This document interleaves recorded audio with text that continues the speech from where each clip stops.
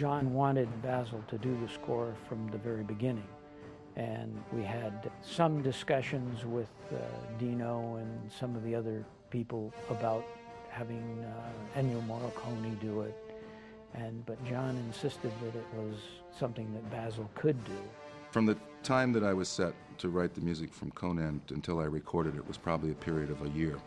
At that point, before John went off to Spain to start shooting, he had requested that I come up with several thematic concepts for the film. And these aren't finished pieces of music by any stretch of the imagination. Sometimes there are no more than 8 measures of music, a melody, a phrase.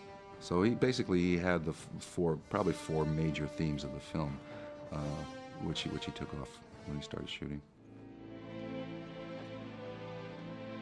Conan, however, had some very serious requirements in that you're dealing with prehistory. John always envisioned this thing taking place 10,000 years before recorded history. So what does that mean musically? So we explored the concepts of, we'll use antique instruments. But then we realized that isn't even far enough back. Medieval is, fairly modern compared to Conan. He knew he wanted it to be operatic. There was no question in his mind that because there was so little dialogue, that the music really had to carry a lot of the story.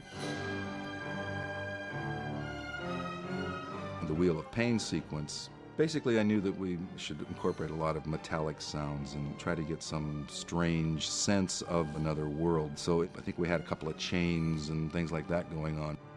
We incorporate this Chinese gong, which is made out of very precious metals, and we took a triangle beater and literally had the percussionist rake it across this thing. So as it hits the edges of these things, it makes this scraping sound, and that was the sound of the scrape.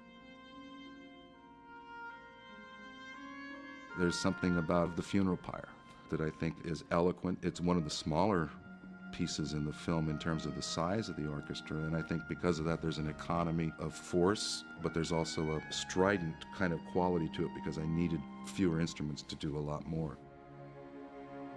I had also had a dream the night before. My wife and my 2 daughters had gone to Florence, and I dreamt that they had died, and I had this whole image of death in a hooded thing with these ropes for a face, and I could remember every piece of it vividly.